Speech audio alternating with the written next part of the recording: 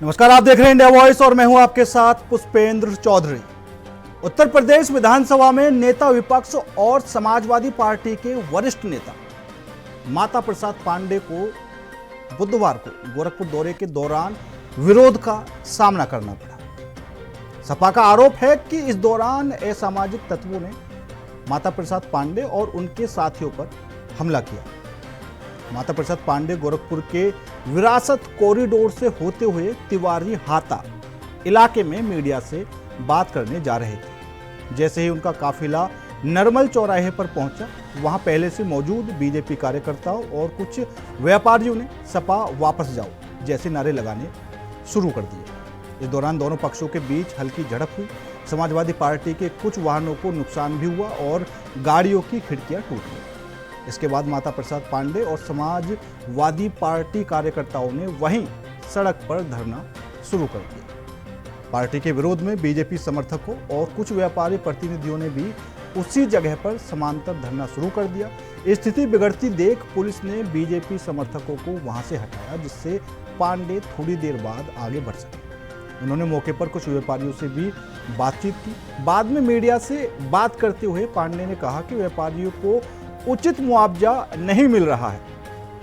जब हम हालात देखने पहुंचे तो बीजेपी कार्यकर्ताओं और एक विधायक ने हमें रोका। हमारी गाड़ियों पर हमला हुआ और शीशा भी तोड़ा गया। जिस पर बीजेपी विधायक विपिन सिंह ने जवाब देते हुए कहा कि गोरखपुर और पूरे प्रदेश में विकास हो रहा है, लेकिन समाजवादी पार्टी के नेता राजनीतिक नौटंकी कर रहे हैं। व्यापारी अब सपा की चालें समझ चुकी है, इसलिए उन्होंने विरोध किया।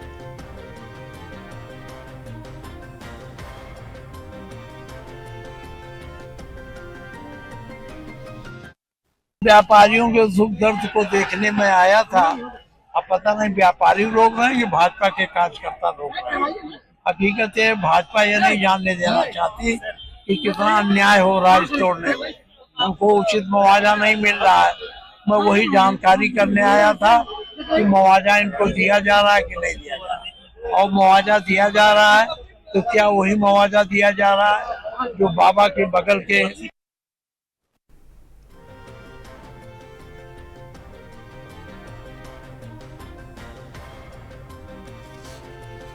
तो उत्तर प्रदेश विधानसभा में नेता विपक्ष समाजवादी पार्टी के वरिष्ठ नेता माता प्रसाद पांडे की गाड़ी पर हमला किया गया है। वो व्यापारियों से मिलने के लिए जा रहे थे, लेकिन बीच रास्ते में बुलडोजर रोककर उनका रास्ता रोका गया, जिनमें बीजेपी के कार्यकर्ता और कुछ व्यापारी लोग शामिल थे। हालांकि जो समाजवादी पार्टी के अध्यक्ष हैं अखिलेश यादव ने तीखी प्रतिक्रिया दी है। उन्होंने इस घटना की कड़ी निंदा की है और उन्होंने एक्स पर भी पोस्ट किया है। उन्होंने लिखा है कि गोरखपुर दौरे के दौरान माता प्रसाद पांडे और लाल बिहारी यादव पर असामाजिक तत्वों ने हमला किया है, जो लोकतंत्र के लिए बेहद चिंता का विषय है।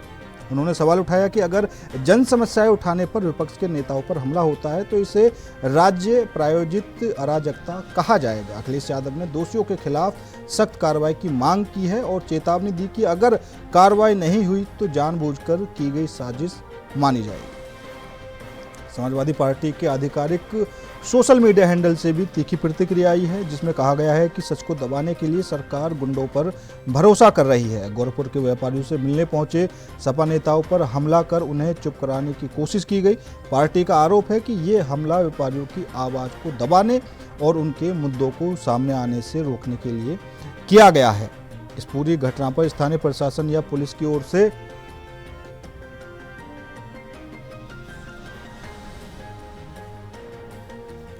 और आज इसी मुद्दे पर करेंगे चर्चा। चर्चा में शामिल होने के लिए हमारे साथ भारतीय जनता पार्टी से केसी जैन जी जुड़ चुके हैं, समाजवादी पार्टी से राकेश अहिर जी हमारे साथ जुड़ चुके हैं, वहीं कांग्रेस से हमारे साथ राज शर्मा जी जुड़ चुके हैं। आप सभी मेहमानों का बहुत बहुत स्वागत है।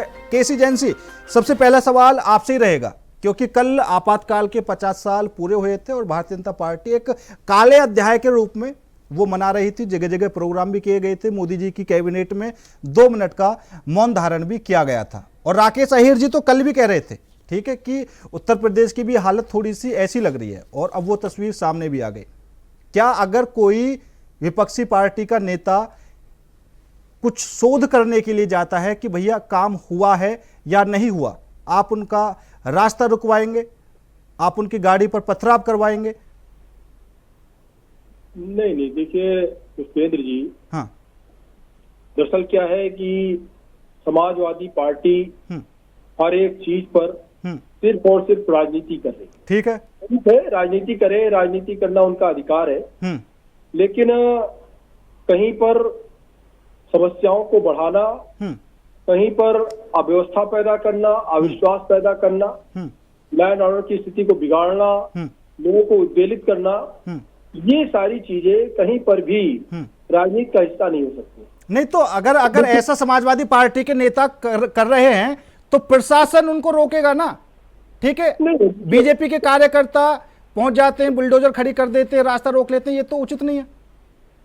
नहीं पुष्पेंद्र जी, देखिए वहां पर जो अराजकता हुई है, हाँ।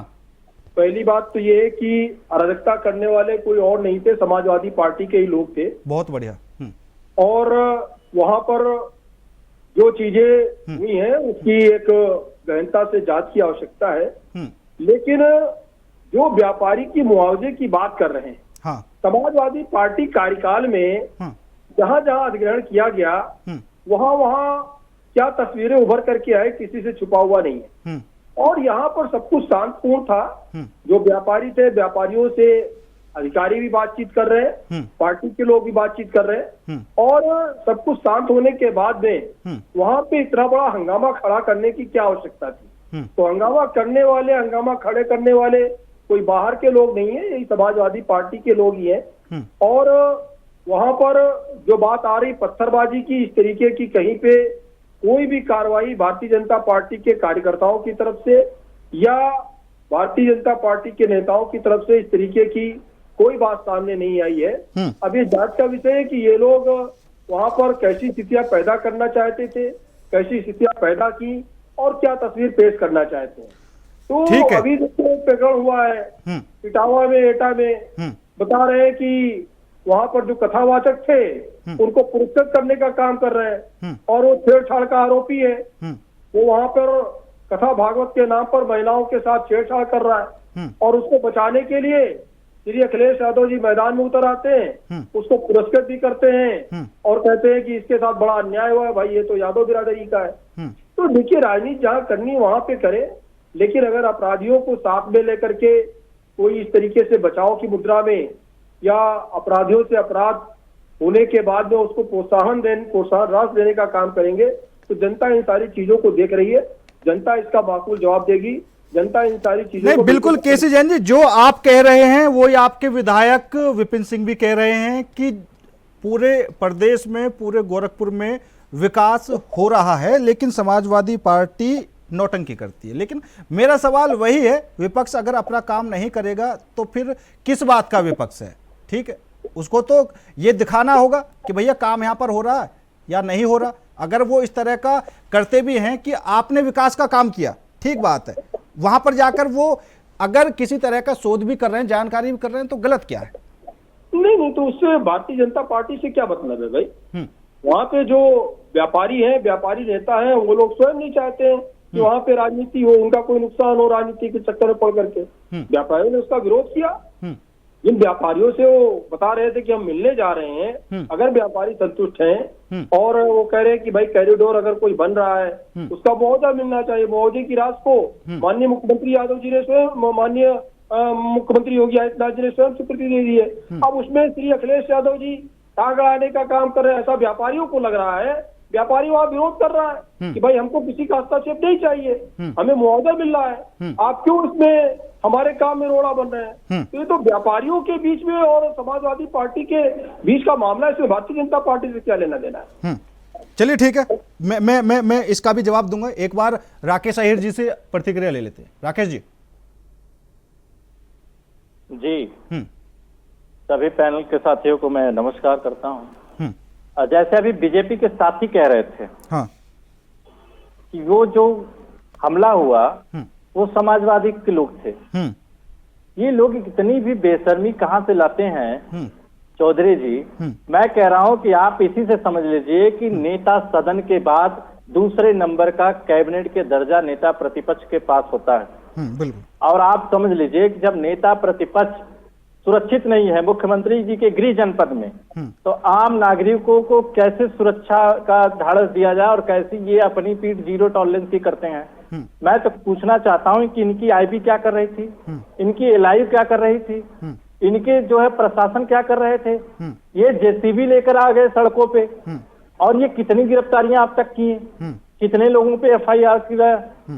ये यही जेसीबी लेके 15 किलोमीटर आगरा में रामजी लाल के घर पे हमला हो गया, और मुख्यमंत्री जी वहां 2 किलोमीटर दूरी पे बैठे थे। तो ये कहने का मतलब ये है कि इनके सरकार में लॉ एंड ऑर्डर तो पूरी तरह फेल है। और पुष्पेंद्र जी, मैं बता रहा हूं कि इन्हीं के एक सहयोगी मंत्री ने कहा था कि मेरी पुलिस हत्या करने वाली है और सरकार मेरी हत्या करा देगी, मेरे सीने पे गोली, हिम्मत है तो मारो। ये इनके दलित विधायक पीटे जाते हैं इनके दलों में, ये कुछ नहीं बोलते हैं। मैं तो कह रहा हूं कि ये सारे दंगा फसाद जितने भी हैं, ये गुंडों के दम पे वहां व्यापारियों का सच दबाना चाह रहे हैं। मैं कह रहा हूं कि कौन नहीं जानता था कि सरयू में वहां के ब्राह्मणों ने जनेऊ का कसम खाया था पानी में, क्यों मुआवजा अगर उनको मिलता तो क्यों कसम खाते, क्यों भारतीय जनता पार्टी बिल्कुल। और ऐसा नहीं है, जो कुछ व्यापारी हैं उनसे आज बात भी हुई है माता प्रसाद पांडे जी की। मैं कह रहा हूं पुष्पेंद्र जी, बात हुई है तो बात करने के लिए तो गए। हाँ बिल्कुल, वही तो नहीं, जैसा अभी केसी जैन जी बोल रहे थे, व्यापारियों ने विरोध किया है, बात भी हुई है उनसे। मैं कह रहा हूं कि 2 नेता प्रतिपक्ष गए थे, एक तो लाल बिहारी जी गए थे, हाँ। एक माता प्रसाद पांडे जी गए थे। बिल्कुल। आप सोचिए कि जिस जिले में नेता प्रतिपक्ष का यात्रा, ये कोई आम नागरिकों की तरह होता नहीं, वो तो लिखा पढ़ी में जाता है, प्रोटोकॉल जाता है, डीएम को जाता है, कप्तान को जाता है, कमिश्नर को जाता है, फिर यहाँ से जो LI Lucknow DIG law and order से जाता है। तो मैं कह रहा था कि पुलिस उनकी सुरक्षा की व्यवस्था क्यों नहीं की, क्यों उनकी व्यवस्था में इतनी बड़ी चूक हुई, और क्यों ये सरकार का अगर सह नहीं होता कि इतनी बड़ी संख्या में वो जेसीबी लेकर रोड पे तांडव मचाते, गाड़ी के शीशा तोड़ते। उस नहीं, बिल्कुल सही बात है। एक विधानसभा में नेता प्रतिपक्ष हैं तो दूसरे विधान परिषद में हैं, दोनों बड़े नेता हैं, तो पहले से व्यवस्थाओं का जो जायजा था वो जरूर लेना चाहिए था। और शायद अगर पहले से ये व्यवस्था ठीक होती तो ये जो बुलडोजर से रास्ता रोका गया है, ये इस तरह की घटना भी नहीं होती। अब बेशक कितनी भी बार भारतीय जनता पार्टी सफाई दे ले कि हमारे लोग नहीं थे, हमारे कार्यकर्ता नहीं थे, ठीक है, राजनीति को हर कोई समझता है कि कौन किस तरह उकसाने का काम करता है। खैर ठीक है, मैं राकेश जी आऊंगा आपके पास। राज शर्मा जी, आपकी क्या कुछ प्रतिक्रिया? पहले तो मैं एक निवेदन करूंगा कि जैन साहब सरकार की तरफ से आपके प्रतिष्ठित चैनल में माफी मांगे। इन्होंने चैनल पे 2 बार झूठ बोली अभी। पहला बोला कि वो समाजवादी पार्टी के कार्यकर्ता थे, फिर थोड़ी नैरो सेकंड के बाद बोला वो व्यापारी थे, व्यापारी नहीं चाहते थे। तो इसके लिए जैन साहब प्लीज, देश सुन रहा है, आपके कारण मेरे सनातन धर्म की सरकार की बेइज्जती हो रही है, आप माफी मांगो। हालांकि नहीं मांगोगे। अब दूसरी बात देखिए, राकेश भाई ने एक बात बहुत अच्छी बोली कि दोनों विपक्ष से प्रतिपक्ष के नेता थे, उनका एक प्रोटोकॉल होगा शायद, बिल्कुल, जो जैन साहब को नहीं पता होगा, और मुझे लग रहा मुख्यमंत्री जी को नहीं पता होगा। बिल्कुल, मैं तो ये बोल रहा हूं कि बाहर का भी प्रोटोकॉल होता है और विधानसभा में बोलने का भी प्रोटोकॉल होता है, अच्छा, इसमें समय दिया जाता है। चौधरी साहब, मैं जैन साहब के तरह प्रवक्ता नहीं हूं कि हर समय पार्टी को डिफेंड करूं। मुझे देश की चिंता है, मुझे प्रदेश की चिंता है। आप ये बता दीजिए, सरकार का एलआईयू, सीआईडी, पुलिस, इन पे कंट्रोल है या नहीं, जनता ये भी जानने के लिए चाहती है कि आखिर ऐसा क्या हुआ। जब प्रतिपक्ष नेता की गाड़ी को तोड़ सकते हैं, तो ये बताइए हेमंत भाई या मेरी गाड़ी पे तो फिर क्या कर सकते हैं। फिर इन्होंने भी, जैन साहब ने एक बात कही, मैं एक बार कह दूं, जैन साहब बोले तो व्यक्तिगत नहीं, जैन साहब बोले तो क्योंकि ये बीजेपी के प्रतिनिधि है तो बीजेपी। फिर जैन साहब बोल रहे हैं नहीं, उन्हें नहीं जाना था, ये कौन डिसाइड करेगा? कल को तो आप कह दो ये प्रतिपक्ष नेता प्रतिपक्ष ना लिखे, तो ये सरकार तो डिसाइड नहीं करेगी। तो मैं ये समझता हूं कि जैन साहब को इस बात को समझना चाहिए कि ऐसे कृत्यों से सरकार की बेइज्जती तो होती है मेरे दोस्त, देश की भी बेइज्जती होती है। ये देश अब डिस्टेंस लेस है। आज हम जो बात कर रहे हैं वो कनाडा में सुनी जा रही होगी, अमेरिका में सुनी जा रही होगी। जब इस तरह का कृत्य तथाकथित आप अपने आप को सनातन धर्म की सरकार कहते हो और वही सनातन धर्म की बेइज्जती कराए ब्राह्मण की, पांडे जी ब्राह्मण नेता, आप क्या दिखाना चाहते हैं? आप लोगों की जो आदत है सनातन धर्म कहने की, इन्हें वो आदत बदलनी पड़ेगी। आप बताइए, किसी का नहीं सोच रहे? केंद्र में विपक्ष के नेता को नहीं समझते हो? और एक और बात बता दूं, जब संवेदनशील मैटर पे डिस्कशन चल रहा हो और 10 लोगों में एक आदमी मुस्कुरा रहा हो, वो दुनिया में देश का या प्रदेश का प्रोडक्टिव सिटीजन हो ही नहीं सकता। तो मैं ये जानना चाहता हूं पुष्पेंदु भाई, हमारी तो ये बात मानेंगे नहीं, शायद आपकी बात मान जाए। नहीं, मैं इस बात की गारंटी नहीं लूंगा पर कि मेरी बात मान लें। अच्छा, हाँ, आप हमें कहे हम मान जाएंगे क्योंकि हम देश के लिए अच्छा चाहते हैं। मेरे अंदर दम है। अगर मेरी पार्टी का, मैं कहता हूं, एक बात कहना चाह रहा हूं, कितनी शर्म की बात है, ये कितने नेगेटिव है। कल इन्होंने 25 जून को इमरजेंसी की बात करी, मगर शर्म की बात है कि इनका एक भी नेता, हमारा 83 में वर्ल्ड कप जीती थी, उसका नाम और निशान नहीं लिया। कि हमने क्रिकेट में विजय पाई थी, इंग्लैंड में महारत पाई थी, वो नहीं किया इन्होंने। किसी नेता ने करा? बताइए। अपने यहाँ क्रिकेटरों को खूब बुलाते हैं, प्लेयरों को बुलाते हैं, ठीक है, मगर 83 में जिसको कोई नहीं भूल सकता, ना हेमंत भाई भूल सकते हैं, जैन साहब को तो कुछ पता ही नहीं है, छोड़ दीजिए इनको, राकेश भाई भी नहीं भूल सकते। चलिए ठीक है, मैं एक बात, ठीक है, केसी जैन जी मैं आपके पास आऊंगा, लेकिन उससे पहले हेमंत गुप्ता जी से। राष्ट्रपति जी, क्या आपने 83 को याद किया? राष्ट्रपति जी वापस आ जाऊंगा। राष्ट्र और धर्म की बड़ी कसमें खा रहे हैं राज शर्मा जी बैठ करके यहाँ पर। और आपको याद होगा, कांग्रेस पार्टी और आम आदमी पार्टी की एक बहन, कहाँ जाने हो यार, क्या बातें करते रहते हो? अरे आपने 83 को याद क्यों नहीं किया? इसका जवाब दो बस। लातों घूसों से ठीक है, ठीक है, ठीक है, ठीक है, ठीक है, दोनों ही शांत हो जाइए। एक बार मैं हेमंत जी से बात कर लेता हूँ, उसके बाद केसी जैन जी आपके पास आता हूँ। हेमंत गुप्ता जी, आपको पता होगा आज जो गोरखपुर में हुआ है, माता प्रसाद पांडे, लाल बिहारी यादव जी की गाड़ी को रोका गया, ठीक है, तो ये किस हद तक ठीक है? अगर कोई विपक्ष का नेता जाता है मात्र ये देखने के लिए कि यहाँ पर क्या कुछ हो रहा है, व्यापारियों को मुआवजा कितना मिला है, काम ठीक हुआ है या नहीं हुआ, तो इसमें गलत क्या? क्यों उनका रास्ता रोका जाए? को जेल में भेजने का काम करते हैं, हेमंत गुप्ता जी, सिपाहियों को जेल में भेजने का काम करते हैं। ठीक है, जैन साहब मैं आऊंगा 2 मिनट, अब अटन कर दीजिए। हेमंत गुप्ता जी साहब, असल में ये जो चिलवताल क्षेत्र में नसरुद्दीन चक्र निवासी जो थे ना, उन्होंने भाजपा नेता आदित्य चौहान को जो फोन में धमकी देने वाली बात मंगलवार को हुई, उसका ये रिपरकेशन है। लेकिन जो भी हो, किसी भी नेता हो, समाजवादी पार्टी के जो वरिष्ठ नेता गए थे, भाई विपक्ष के नेता है माता प्रसाद पांडे, बिल्कुल आप उसको रोक नहीं सकते हैं। आपके देश में आर्टिकल 19 लागू है, हर एक व्यक्ति को अपनी अभिव्यक्ति को एक्सप्लोर करने का अधिकार है उसको। वो जब विपक्ष का नेता हो, पॉलिटिकल नेता हो, और चूंकि वो गोरखपुर से बिलोंग करता हो, तो आप, या वो उत्तर प्रदेश से बिलोंग करता हो, तो किसी भी राजनीतिक पार्टी को रोकने का नहीं है। ठीक है, आपका विरोध हो सकता है, लेकिन इसको इस हद तक ले जाना ये शोभा नहीं देता है, किसी भी पार्टी के साथ ये शोभा नहीं देता है। जैन साहब, क्योंकि बुलडोजर इतना मतलब फेमस हो चुका है कि अगर कहीं बुलडोजर खड़ा मिल जाता है ना, तो बीजेपी याद आ जाती है। देखिए पुष्पेंद्र जी, हाँ, अगर सरकार को रोकना होता उनको, हाँ, तो सरकार परमिशन ही नहीं देती वहां जाने की। अच्छा, सरकार ने उनको रोका नहीं, यानी भारतीय जनता पार्टी की सरकार ने उनको कहीं पे नहीं रोका। रही बात पार्टी की लोग, भारतीय जनता पार्टी के लोग, तो देखिए वहां के वो क्षेत्रीय विधायक हैं और उन्होंने जितने भी वहां व्यापारी हैं उनके साथ वार्ता की, उनके साथ बातचीत की।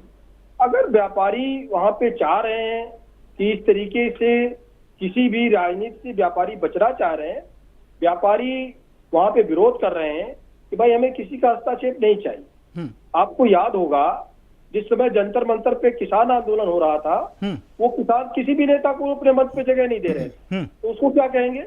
ना वो कांग्रेस को जगह दे रहे थे, ना वो अन्य पार्टियों को, विपक्षियों को आंदोलन में जगह दे रहे थे। भारतीय जनता पार्टी के खिलाफ, क्योंकि केंद्र में उसकी सरकार थी, उसके खिलाफ तो खैर आंदोलन ही था, लेकिन बाकी किसी भी पार्टी को वो हस्तक्षेप नहीं होने देना चाहते थे। हाँ, किसान नहीं, बिल्कुल बिल्कुल बिल्कुल वो नहीं चाहते थे कि दूसरी पार्टी इसमें हस्तक्षेप करें, लेकिन गलती तो सरकार की थी ना, सरकार के खिलाफ प्रदर्शन कर रहे थे। नहीं, बिल्कुल देखिए, सरकार के खिलाफ प्रदर्शन, वही मैं बात कह रहा हूँ। हाँ, तो यहाँ भी यही मान लीजिए कि गलती सरकार की है, लेकिन व्यापारी नहीं चाहते कि समाजवादी पार्टी वहां इन्वॉल्व हो। पे नहीं, पुष्पेंद्र जी, वहां कोई धरना प्रदर्शन सरकार के खिलाफ नहीं हो रहा था।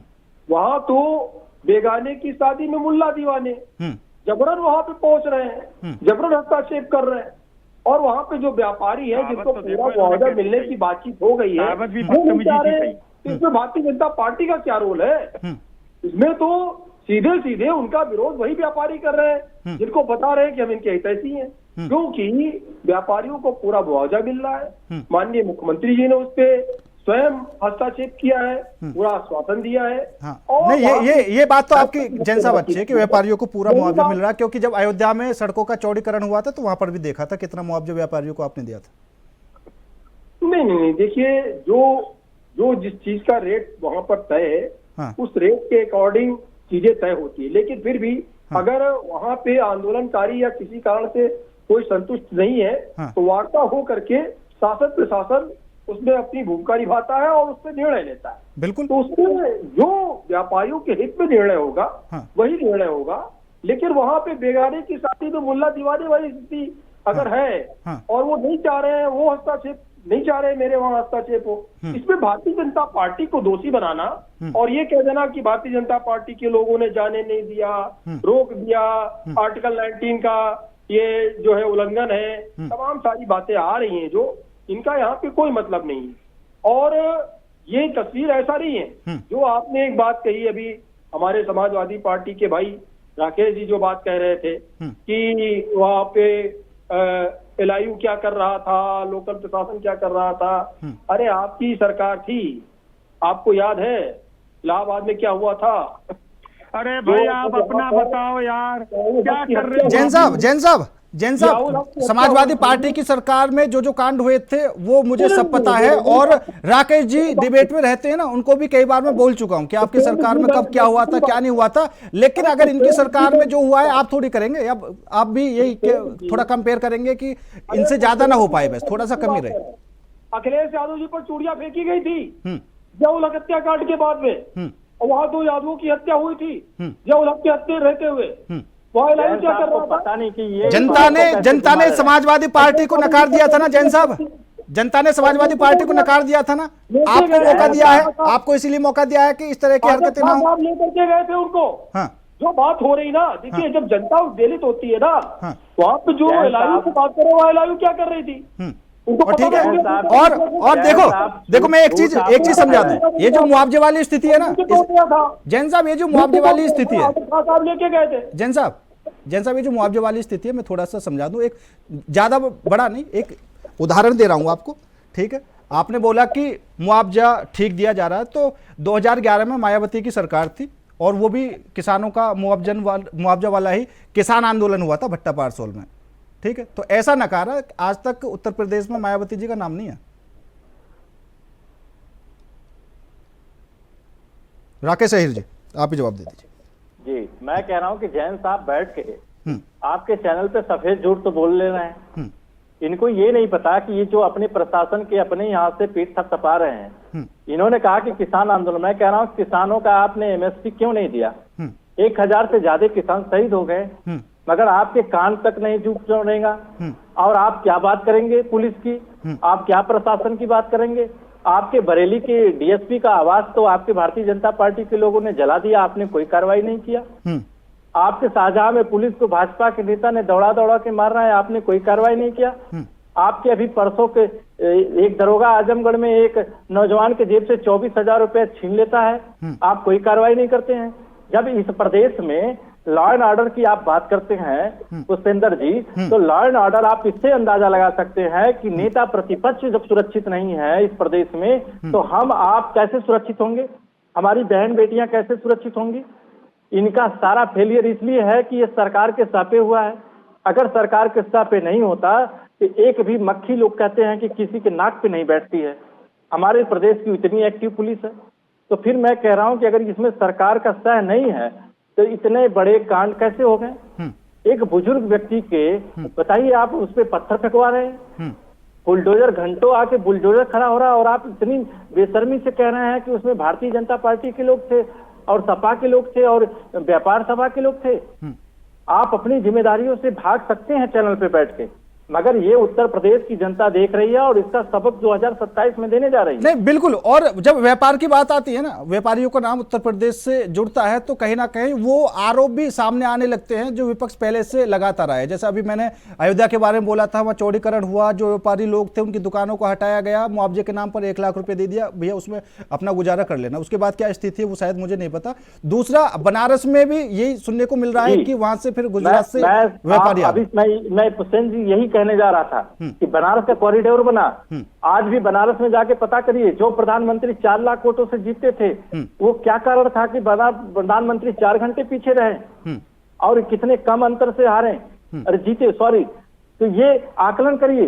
आप बैठ के चैनल पे झूठ बोल सकते हैं, मगर जनता देख रही है, ये दर्शक देख रहे हैं, इनकी जिम्मेदार जनता है। जैसे राज शर्मा ने कहा कि डिजिटल इंडिया की बात करते हैं प्रधानमंत्री जी, और आप डिजिटल इंडिया की बात करते हैं और डिजिटल इंडिया युग है, सारे लोग समझते हैं। आप उसी बनारस में अगली बार, अगर मैं कह रहा हूं आपके चैनल पे बड़ी जिम्मेदारी से, अगर प्रधानमंत्री जी दोबारा लड़ेंगे तो वहां चुनाव हार जाएंगे, क्योंकि जनता और व्यापारी में इतना आक्रोश है आपकी सरकार को लेकर, तो उतना आक्रोश शायद किसी भी समय नहीं था। चलिए इसका विश्लेषण एक बार हेमंत गुप्ता जी कर देंगे, क्या कुछ स्थिति रहने वाली है, क्योंकि अभी लोकसभा चुनाव में, जनसभा भी आऊंगा, अभी लोकसभा चुनाव में जो देखने को मिला था काफी कम अंतर रहा, और व्यापारी वर्ग की जब बात आती है तो कहीं ना कहीं वो चीजें सामने आ जाती हैं।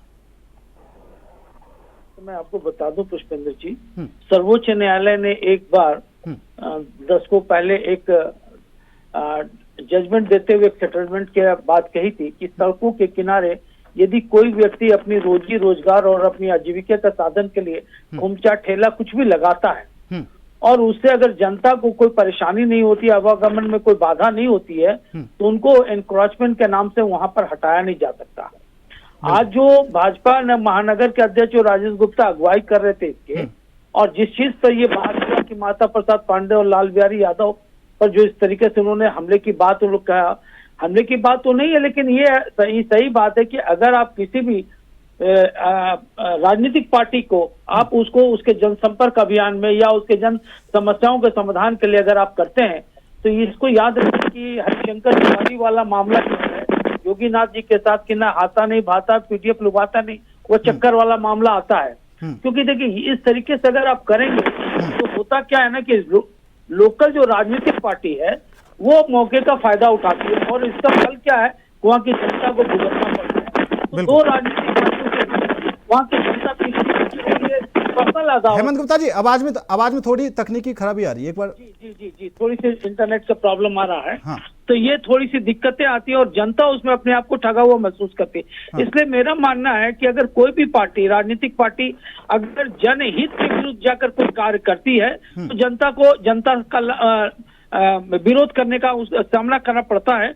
और ये बातें भी सही है कि भाजपा में जिस तरीके से माननीय प्रधानमंत्री ने देश का नाम रोशन किया, लेकिन भाजपा में एक घमंड का जो अहंकार वाली जो प्रवृत्ति उसके जो नेताओं में आ गई है, जिसके वजह से भाजपा को भुगतना पड़ रहा है। इसको भी थोड़ा सा हम लोगों को देखना होगा कि देश की राजनीति में घमंड जो है किसी भी राजनीतिक पार्टी को बहुत देर तक टिकने नहीं। बिल्कुल, और ऐसे तो उदाहरण भी सामने आ चुके हैं, जैसा 400 पार का नारा तो जनता ने समझा दिया, ठीक। दूसरा, अरविंद केजरीवाल का यह कहना कि इस जन्म में मोदी जी मुझे हरा नहीं सकते, जनता ने समझा दिया, ठीक है। तो जनता तो किसी को भी समझा सकती है। राज शर्मा जी। नहीं, मैं तो एक बात कहता हूं, देखिए अभी हेमंत भाई ने बहुत अच्छी कही, अगर ऐसे विश्लेषक होने लगे ना तो हेमंत भाई आपको सैल्यूट करता हूं। ये समझिए 25%, 20% राजनीतिक पार्टियों के नेता सुधर जाएंगे। अच्छा, मैं जैन साहब से एक बात पूछूंगा, क्या आपने सपने में सोचा था कि सिर्फ 1.5 लाख वोटों से जीतेंगे प्रधानमंत्री जी? शायद टॉप के नेताओं में सबसे कम मार्जिन से जीते हैं वो। और एक और बात बता दूं, दावे के संग आंख से आंख मिला के कहता हूं, वो जीते नहीं है, जिताए गए हैं। 8 राउंड पीछे चले, 4.5 लाख से जीतने वाला नेता मेरे देश का अभिभावक 1.5 लाख में रह गया। इतने में बड़े नेता टॉप के टाइम गिन देना, भारतीय जनता पार्टी के सबसे कम वोटों से जीतने वाले वो नेता है। और एक और बात कहना चाहता हूं राकेश भाई, हेमंत भाई, वो भारतीय जनता पार्टी के नेता, दल के नेता नहीं चुने गए थे, उन्होंने डायरेक्ट अपने गठबंधन की मीटिंग करी थी, उन्हें नहीं चुना गया था। क्योंकि भारतीय जनता पार्टी और अमित शाह जी को डर था कि अगर मीटिंग हुई तो लोग कहेंगे आप तो 1.5 लाख वोटों से जीते हो, आप प्रधानमंत्री बनने लायक हो ही नहीं। और एक और बात राकेश भाई, आज आपने बता दिया वो 4-4.5 घंटे पीछे चले थे, 4.5 घंटे और पीछे चलेंगे। अगली बार मैं ज्यादा बड़ी बात नहीं कहता, 70,000, 75,000, 80,000 से वो हार जाएंगे। और जैन साहब एक और बात कहता हूँ, जैन साहब एक और बात कहता हूँ, आप 125 सीसी, मैं सिर्फ आपको 125 सीसी की एसटी वो समझता हूँ, चलती रहे बिना देर के, ये देखना बोलते रहेंगे। इनका काम ये है। राहुल गांधी अगर वायनाड नहीं भाग गए होते, अरे भैया कहाँ से जीते वो, अरे कहाँ से जीते? अरे तो आपके नेता अटल बिहारी वाजपेयी साहब भी थे, अरे तो आपके नेता अडानी जी भी कौन नहीं हारा? एक बात याद रखो, अगर किसी सत्ताधारी ने भीख में किसी को सांसद दिया तो वो मेरी पार्टी, अगर आप किसी ने भीख में सांसद दी वो आपकी पार्टी है। और आज एक और बात बता रहा हूँ, आपकी पार्टी अब तो 2 थे, अब 2 भी नहीं रहेंगे। ठीक है, अच्छा ठीक ये है, बता दो, ठीक है, जवाब दे दो। जवाब दे दो, सब कुछ ठीक तो है आपकी पार्टी में? ठीक है, कैसी जन सब कुछ ठीक है? अरे बताओ। ठीक है जैन साहब, जैन साहब, उत्तर प्रदेश में किसी के मिनिस्टर किसी के उगाई कोई करे। और एक और बात कहना चाहता हूँ, आज चौधरी साहब भूतो न भविष्य, ये पार्टी नरक में जाएगी, नरक में। ठीक है, ठीक है, ठीक है, जैन साहब, पार्टी का जन्म पता क्या होगा? जैन साहब की तरह ये कितनी प्रदेश में हमारी सरकार है? अरे मध्य प्रदेश में आपका खाता खुला से दिल्ली में खाता खुला, अगर 25 और कम हो जाते ना तो यहाँ लिखा होता, यहाँ लिखा होता 25। राशर्मा जी ठीक है, राशर्मा ठीक है, एक बार जैन साहब से ले लेते हैं। जैन साहब, जैन साहब से मत लो, ये लोग बेकार के लोग देश को बर्बाद कर रहे हैं। सुन लीजिए। ये आपने इनकी दुखती नब्ज पे हाथ रख दिया, लोग ये करके चुनाव पे उतारू हो गए, और चुनाव में क्या असर हुआ इनको पता है। योगी जी ने इनका क्या असर किया, 1-2 सीटों पे जो पार्टी सिमट गई, इतना बड़बोला पद, इतना बड़बोला पद मोदी जी के बारे में व्याख्या कर रहे हैं, कितनी वोट पाएंगे, कितनी वोट नहीं पाएंगे। अरे वायनाड हुआ नहीं हुआ, भाग गया था, राहुल गांधी का मार्जिन कम हुआ नहीं हुआ, क्यों बच्चे नेताओं की? अरे 3 से 3.5 लाख का मार्जिन कम हुआ नहीं हुआ, को मिट्टी में मिलाने का काम कर रहे हैं। अरे क्यों चूक हो गई, राहुल गांधी अगर वायनाड नहीं भाग गए होते, एमएसएसबी कमिश्नर का भाई जिता दो, भीख मांगी का जिता। ठीक है, एक एक करके दिल काला है, मुंह काला भी हो जाएगा। एक करके बताओ, आप बताओ 3.5 लाख मार्जिन कम क्यों हुआ, इतना बता दो बस, सीधा इसी को बताना। 3 से 3.5 लाख का मार्जिन, ठीक है, बता रहे हैं, शर्मा जी बता रहे हैं। जैन साहब बता दीजिए। दरअसल क्या है, राज शर्मा जी को सही बात बताने की आवश्यकता ये है कि इनको अपने नेता को समझाना चाहिए कि कम से कम सदन के अंदर बैठ के आंख मारने का काम। अरे भैया, बड़े बाबू, 3 से 3.5 लाख का मार्जिन नहीं है भाई। सुनिए तो सही, राज शर्मा जी सुनिए तो सही एक बार। नहीं है, तुम्हारे भाषण का मंच नहीं है यहाँ पर। अरे बताओ ना, वायनाड भगा दिया था ना राहुल गांधी को, 3.5 लाख चाहते हो? आपके चर्चा नहीं, चलिए ठीक है, अब डाउन कर दीजिए, अब डाउन कर दीजिए।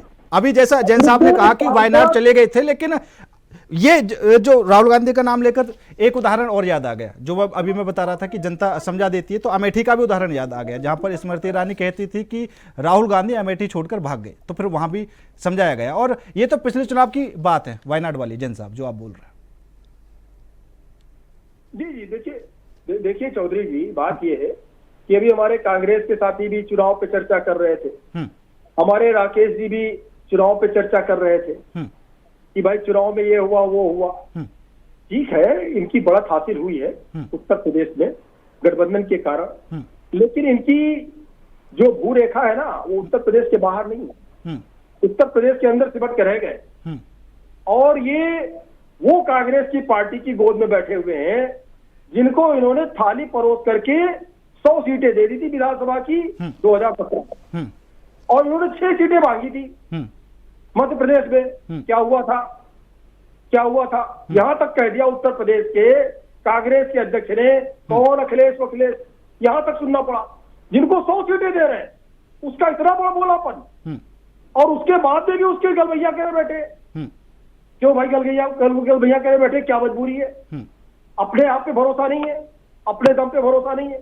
और जिसकी हार और जीत की बात कर रहे थे अभी हमारे मित्र राकेश जी, ये भूल गए कि 2012 के बाद आप कोई चुनाव नहीं जीत पाए। जनता ने आपको सिरे से खारिज कर दिया। क्यों? क्योंकि जाति और धर्म की राजनीति आप करते रहे। आज भी आपके सहयोगी दल के कांग्रेस के नेता बोल रहे थे वो तो ब्राह्मण है भाई, आप यादव यादव चिल्ला रहे हैं, वो ब्राह्मण ब्राह्मण चिल्ला रहे हैं। यानी सिर्फ सारी राजनीति जाति और धर्म पे आकर के टिकी हुई है। हुआ क्या? उसी का परिणाम हुआ कि 2014 के इलेक्शन में परिवार की 5 सीटें आप जीत पाए लोकसभा की, और 2019 में आप वो भी हार गए। चाहे अक्षय जी हो, चाहे धर्मेंद्र जी हो, चाहे डिम्पल जी हो, घर की परिवार की सारी सीटें आप हार गए। तो कम से कम इतना बड़ बोलापन कि मोदी जी की आप व्याख्या कर रहे हैं, कितने प्रदेशों में भारतीय जनता पार्टी की सरकार है।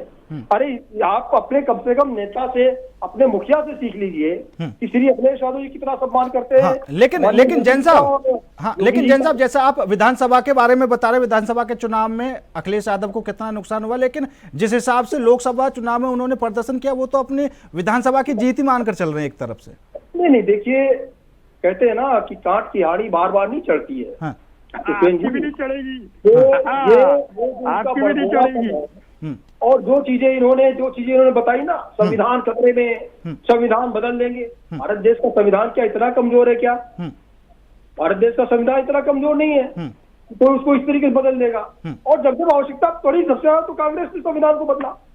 सबसे ज्यादा परिवर्तन जो लाने का काम किया वो अमेंडमेंट जो लेकर के आए वो कांग्रेस पार्टी लेकर के आई। नहीं बिल्कुल जैन साहब, और कल हम डिबेट भी कर रहे थे, आपातकाल के 50 साल हुए थे, राकेश जी हमारे साथ भी थे, तो इसी बात पर चर्चा काफी हुई थी कि जो अधिकारों का हनन तब हुआ, अभिव्यक्ति की आजादी की बात आई, ठीक है। तो राकेश जी ने कल ये सवाल भी उठाया था कि सर आप उत्तर प्रदेश की भी थोड़ी सी व्यवस्था देखिए एक बार, वहां पर भी ऐसे ही कारनामे चल रहे हैं। राकेश जी, मैं तो कह रहा हूँ भूपेंद्र जी, मैंने कल भी कहा था बिल्कुल कि वो स्वघोषित इमरजेंसी थी, ये अघोषित इमरजेंसी है। उनके में नैतिकता और जिम्मेदारियां थी। जब से भारतीय जनता पार्टी की सरकार बनी, नैतिकता और जिम्मेदारियां खत्म हो गई। ये पहले विपक्ष में थे तो इस्तीफा मांगते थे, जिम्मेदारियां याद कराते थे। आज देश में कोविड में इतने लोग मर गए, प्लेन क्रैश हो गया। जैन साहब सुन तो लीजिए, जैन साहब यही तो सुनते नहीं। सुनिए थोड़ा, धैर्य तो रखिए, धैर्य रखिए जैन साहब, लेकिन आप ध्यान रखिए। ये पुलवामा हुआ, पहलगाम हुआ, जवाब दे देना। ये नैतिकता के आधार पे इनके पार्टी के नेता में और इनमें जरा से भी नैतिकता नहीं है कि ये इस्तीफा दे दें। मुझे आज भी याद है। नहीं बिल्कुल राकेश जी, एक बात तो देखिए, राकेश जी एक बात तो माननी पड़ेगी। चलिए ठीक है कि उत्तर प्रदेश में बीजेपी की सरकार है और जो कमियां हैं आप बताने का काम कर रहे हैं, लेकिन आप ना उनको बताने के साथ साथ अपने आपका जो सहयोगी है कांग्रेस, उसको भी कहीं ना कहीं सही अच्छे से डिफेंड कर रहे हैं। नहीं, मैं डिफेंड नहीं किसी को कर रहा, मैं तो कह रहा हूँ कि उनमें नैतिकता और जिम्मेदारी उस टाइम में बता था। 26/11 इनके समय में हुआ था। आप ये पता करिए, कुछ समय गृह मंत्री ने इस्तीफा दे दिया था। इनके सरकार में पहलगाम, पुलवामा, कोविड और जैसे प्लेन क्रैश हुआ, इनमें नैतिकता बची है तो बता दीजिए जैन साहब। पहली चीज। दूसरी चीज, इन्होंने जिक्र किया था कि कमलनाथ ने माननीय अखिलेश यादव जी को क्या कहा था। मैं तो कह रहा हूँ कि आप में जो ओम प्रकाश राजभर जी थे, तरंगी लेकर कहाँ मुख्यमंत्री जी को भेज रहे थे, कहाँ भीख मंगवा रहे थे। आप अपने गोदी में बैठा के उनको चम्मच से चाय और दूध पिला रहे हैं। तो आप वो चीज नहीं, वो तो कितने बेशर्मी के शब्द के इस्तेमाल कर रहे थे। वो तो मैं चैनल पे नहीं कह सकता, आप मुस्कुरा रहे हैं क्योंकि आपको गाली सुनने का आदत है, क्योंकि आपको सरकार में रहना है। कोई गाली दे मगर उस के आने से हमारी सरकार बनी रहेगी तो हम सरकार में मुस्कुरा के भी गाली सह लेंगे। रही बात, तीसरी बात कि आप में कानून व्यवस्था और सरकार का इकबाल पूरी तरह से खत्म हो चुका है। आप में आज भी, मैं तो कह रहा हूँ 5000 विद्यालय पुष्पेंद्र जी इन्होंने बंद कर दिया, जिसमें से 970 विद्यालय में एक भी टीचर नहीं है। और हमारा देश और हमारे देश के तमाम लोगों ने कहा कि जब देश शिक्षित होगा तब सशक्त और मजबूत होगा। दुनिया विश्व गुरु, मैंने सुना हूं कई बार प्रधानमंत्री जी अपने रैलियों में कहे हैं कि देश को विश्व गुरु बनाना। क्या अनपढ़ और कुपोकड़ बना के आप जो है विश्व गुरु बनाएंगे? आप शिक्षा और विद्यालय और विश्वविद्यालय और कॉलेज खत्म करके बर्बाद करके आप जो है क्या बनाना चाह रहे हैं? आप विश्व गुरु बनाना चाह रहे हैं? तो ये जैन साहब किसी भी मुद्दे पे, मैं तो कह रहा हूँ जैन साहब, अभी मैं इनको कह रहा हूँ कि ये एक भी अस्पताल बनाए हो 8 साल में, एक भी जो है इन्होंने पुलिस व्यवस्था को ठीक करने के लिए कोई हेल्पलाइन बनाई हो जिसपे भ्रष्टाचार की शिकायत दर्ज हो? मैं तो कह रहा हूँ कि ये आप जो, मैं कल चुनाव आयोग पे प्रश्न कर रहा था पुष्पेंद्र जी, मैं आज फिर उसी को दोहरा रहा हूँ कि चुनाव आयोग और ईवीएम के दम पे ये आए हैं। मैं इनके महाराष्ट्र के चुनाव में इनके महाराष्ट्र के बीजेपी के विनोद तावड़े थे ना राकेश जी, राकेश जी, पूरे चैनल पे चला था, विनोद तावड़े ने कैश के साथ गिरफ्तार हुए थे। मगर आप बता दीजिए भारतीय जनता पार्टी ने क्या किया? नहीं राकेश जी, ये बात, राकेश जी, ये जो बात है ना, ये बात इसलिए हजम नहीं हो पाती। मैं बड़ी जिम्मेदारी से कह रहा हूँ, राकेश जी, बिल्कुल सरकार है जिसमें नैतिकता और जिम्मेदारी खत्म हो चुकी है। राकेश जी, सिर्फ उसके ये जो आपने कहा ईवीएम चुनाव आयोग पर जो आवाज उठाई, ये बात ठीक है, ये बात इसलिए भी हजम नहीं हो पाती क्योंकि खुद चुनावों में बीजेपी की स्थिति भी खराब हुई है, लोकसभा चुनावों में बीजेपी की स्थिति खराब हुई, आपने भी देखा। तो ऐसे तो मुझे नहीं लगता कि आप, नहीं, मैं तो कह रहा हूँ कि बंदूक के दम पे पुलिस वोट डालने से रोका जा रहा था। जब मेरे नेता माननीय अखिलेश यादव जी ने कहा कि चुनाव आयोग वो वीडियो जारी कर दे, वो पुलिस के लोग वोट डाल रहे थे, तो चुनाव आयोग ऐसा क्यों भारतीय जनता पार्टी के दबाव में और डर में है कि वो वीडियो नहीं जारी कर रहा है? चुनाव आयोग तो वो भी एक चुनाव आयोग था और वो भी एक न्यायालय था जिन्होंने इंदिरा गांधी को निरस्त कर दिया था जब दुनिया में इंदिरा गांधी जी का डंका बज रहा था। आज चुनाव आयोग और आज न्यायालय की क्या हालत है? एक वरिष्ठ बीजेपी के नेता लोया के जज पे सवाल खड़ा कर रहे हैं। मैं कह रहा हूं कि ये उच्चतम न्यायालय क्या कर रहे हैं? कानून व्यवस्था क्या है? ये जैन साहब के बस की बात नहीं है। जैन साहब अभी बोल देंगे इनको पार्टी के लोग निकाल देंगे, ये नहीं बोल सकते क्योंकि ये पूरे बेहयाई और बेशर्मी की पराकाष्ठा लांग रहे हैं। इनको अभी विकास के मुद्दे पे, मैं तो कह रहा हूँ उत्तर प्रदेश का एनसीआरबी का डाटा है कि 10 रेप 10 हत्या उत्तर प्रदेश में लगातार हो रहा है और सबसे ज्यादा अब तक पूरे देश में सबसे ज्यादा मानवाधिकार का नोटिस उत्तर प्रदेश सरकार को भेजा गया है। तो सबसे ज्यादा अगर नोटिस उत्तर प्रदेश सरकार को मिली है और फिर भी ये कह रहा है कि हमारा इकबाल बुलंद है, हमारा इकबाल बुलंद है। मैं कैसे कम लूं कि इकबाल बुलंद है? प्रधानमंत्री के संसदीय क्षेत्र में जिस गांव को गोद लिए थे, आप उस गांव का एक अपने रिपोर्टर, बनारस के रिपोर्टर और पत्रकार को बिल्कुल ठीक है राकेश जी, कितना ठीक है, जिसका हमेशा पैदल चलने में मजबूर हो रहा है। चलिए ठीक है, समय कम है, एक समय कम है। हेमंत गुप्ता जी, क्योंकि अभी जैसा राकेश जी ने सवाल खड़ा किया न्यायालय को लेकर कि पहले स्थिति काफी ज्यादा मजबूत थी और आज के समय में ऐसा नहीं लगता, ठीक है। इन्होंने उदाहरण दिया इंदिरा गांधी जी के चुनाव को लेकर किस तरीके से सदस्यता भंग कर दी थी। लेकिन अब अगर न्यायालय की बात आती है तो अभी उत्तराखंड में पंचायती चुनाव होने हैं, वहां पर हाईकोर्ट को लगा कि सरकार की तरफ से थोड़ी बहुत कमी है, तो हाईकोर्ट ने तुरंत रोक लगा दी। तो कैसे ना माने कि आज के समय में मजबूत नहीं है? लेता हूं डबल बेंच, सिंगल बेंच नहीं, हाई कोर्ट डबल बेंच 69,000 शिक्षक भर्ती का फैसला बच्चों को पक्ष में दिया था। क्या ये सरकार हाई कोर्ट को आदेश का पालन किया? नहीं किया। तो मैं मान रहा हूं और मैं नहीं मान रहा हूं, उससे पूरे जनमानस यही मान रहा है कि उत्तर प्रदेश सरकार और भारतीय जनता पार्टी के सरकार न्यायालय से बड़ी है, जो न्यायालय की बात को नहीं मान रही है। ऐसे मैं दर्जनों उदाहरण आपके चैनल पे दे सकता हूं। नहीं बिल्कुल, मैं भी उदाहरण दे सकता हूं। मैं जो सरकार को कोर्ट ने फटकार लगाई है, कई बार फटकार लगाई है, मैं भी दे सकता हूं। और अभी 5 लाख रुपया मैं तो पूछ रहा हूं कि जैन साहब को क्यों फटकार लगाई उत्तर प्रदेश सरकार में? हाई कोर्ट 5 लाख का किस लिए फटकार लगाई? तो राकेश जी यही तो पूछ रहा हूं ना, आप बोल रहे हैं कि न्यायालय मजबूत नहीं है, न्यायालय सरकार को फटकार भी लगा रही है, सारी चीजें देख भी रही है, तो कैसे मजबूत नहीं है? मैं कह रहा हूं न्यायालय जब सब सरकार की काम को जब न्यायालय के ही द्वारा होगा तो फिर सरकार क्यों? सरकार क्यों? मैं कह रहा हूं कि 714 दिन बच्चे धरना दिए इको गार्डन में लखनऊ में। मैं कह रहा हूं वो न्यायालय के दर दर भटकते रहे। वो पढ़ने लिखने वाले लोग न्यायालय में जाके भटकेंगे। फिर जब न्यायालय से उनको सिंगल बेंच का फैसला आया उनके पक्ष में, फिर डबल बेंच का फैसला आया उनके पक्ष में, फिर भी वो जो है जब इस तरीके से वो मानते तो फिर न्यायालय पे प्रश्न चिन्ह क्यों खड़ा होता? ठीक है, एक बार हेमंत गुप्ता जी थोड़ा सा विश्लेषण कर देंगे इस चीज का। चौधरी जी हमारी बात आ जाए। नहीं बिल्कुल सर, मैं आऊंगा। हेमंत गुप्ता जी सुन पा रहे हैं आप? ये तो आधे घंटे से भाषण दे रहे हैं। हाँ, हेमंत गुप्ता जी सुन पा रहे हैं आप? चलिए ठीक है, जैन साहब आप बोलिए। तारीफ कर रहे हैं, हाँ। कांग्रेस के आपातकाल को महान बताने का काम कर रहे हैं। ये तो माननीय मुलायम सिंह यादव जी को गाली देने का काम कर रहे हैं, क्योंकि वो हमेशा इसकी आलोचना करते रहे और ये कह रहे बहुत अच्छा काम किया। मैं बता रहा हूं कि उस समय की न्यायपालिका में मतलब ताकत था। कि ये आपातकाल को कांग्रेस की नेतृत्व कह रहे हैं।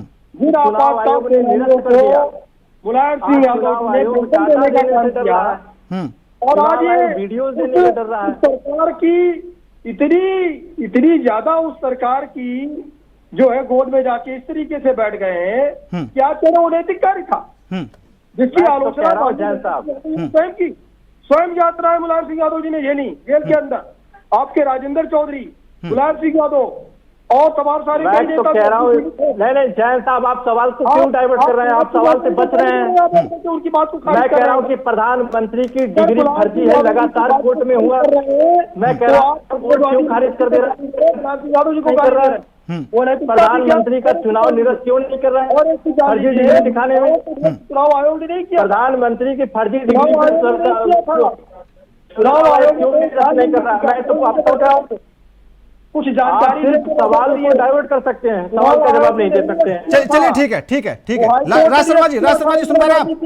हाँ मैं सुन रहा हूँ। हाँ राज शर्मा जी अपना कमेंट कर दीजिए आप।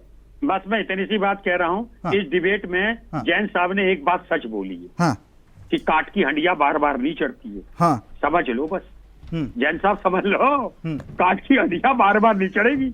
खत्म, मामला खत्म।